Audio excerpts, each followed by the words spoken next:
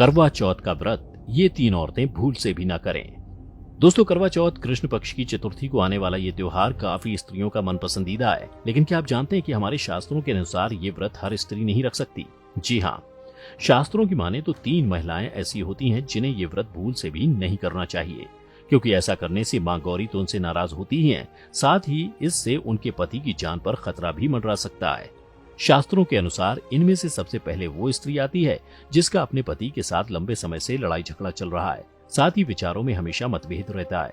हमेशा दोनों अपने रिश्ते को लेकर तनाव में ही रहते हैं या काफी समय से दोनों एक दूसरे से दूर रहते हों, तो ऐसी स्त्री को इस व्रत का पालन नहीं करना चाहिए, क्योंकि ऐसे तनाव भरे माहौल में मन में पति के प्रति बुरे बुरे ख्याल आते हैं और ऐसे बुरे विचारों के साथ व्रत करने से इस व्रत का निरादर होता है, जिसके बाद माता गौरी इस अनमने ढंग से किए गए व्रत से प्रसन्न नहीं होती और परिणाम स्वरूप दोनों को ही कठिन मुश्किलों का सामना करना पड़ता है। साथ ही उनके रिश्तों में भी दरार पड़ सकती है। ऐसा इसलिए क्योंकि चौथ का व्रत पति पत्नी के आपसी प्रेम और विश्वास को मजबूत बनाने का एक पावन पर्व है। वहीं बात अगर दूसरी स्त्री की करें तो इनमें वो स्त्रियां शामिल हैं जो बिना शादी के ही किसी पुरुष के साथ संबंध बनाती हैं, जिसे आज लिव इन रिलेशनशिप का नाम दिया गया है। इसके साथ साथ आपने देखा होगा कि आजकल कुछ पति पत्नी अपनी शादी में 7 फेरे नहीं लेते, लेकिन शास्त्रों में ऐसी शादी को मंगल नहीं माना जाता। तो ऐसे में बिना शादी और बिना 7 फेरे के किसी पुरुष के साथ रहने वाली स्त्री को करवा चौथ का व्रत नहीं रखना चाहिए, क्योंकि हिंदू धर्म के अनुसार घर में होने वाले शुभ कार्यों में, हवन में, ग्रह शांति जैसी पूजा में पति के साथ उनकी धर्मपत्नी ही बैठ सकती हैं। यही कारण है कि बिना शादी के या बिना 7 फेरों के पुरुषों के साथ रहने वाली स्त्रियों को चौथ का व्रत धारण नहीं करना चाहिए, अन्यथा मां पार्वती नाराज हो सकती हैं, जिसके बाद आ सकता है उनके मान लिए गए पतियों पर मृत्यु जैसा भीषण संकट। अब आते हैं तीसरी ऐसी महिला पर। तो दोस्तों, इन दोनों के बाद शास्त्रों में बताया गया है कि तीसरी महिला वो है जो अपने पति के होते हुए भी किसी अन्य पुरुष के साथ गैर संबंध स्थापित करती है और अपने पति को छोड़कर दूसरे पुरुष को हर तरह से खुश करती है या पराये पुरुष के लिए मन में किसी भी तरह की अनैतिक भावना रखती है।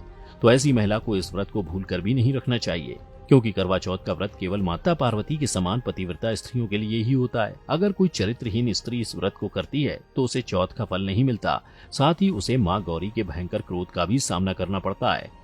ऐसा इसलिए क्योंकि सनातन धर्म में स्त्री को ही शक्ति का रूप माना गया है, इसलिए उन्हें ये वरदान मिला है कि वो जिस चीज के लिए भी तपस्या करेंगी उसे उसका फल अवश्य मिलेगा, जिसका वर्णन हमारी एक पौराणिक कहानी में भी मिलता है, जिसमें सावित्री कठिन परीक्षाओं को पार करने के बाद अपने पति को मृत्यु लोक से वापस ले आती हैं।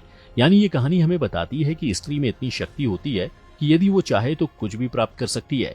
इसलिए वर्तमान समय में महिलाएं अपने पति की लंबी उम्र और उसके सुख समृद्धि के लिए एक तरह से इस व्रत के रूप में तपस्या ही करती हैं। और अगर कोई भी स्त्री किसी भी तरह से शक्ति या व्रत का अनादर करती है तो उसके सुहाग पर भारी संकट आने की संभावना निश्चित हो जाती है।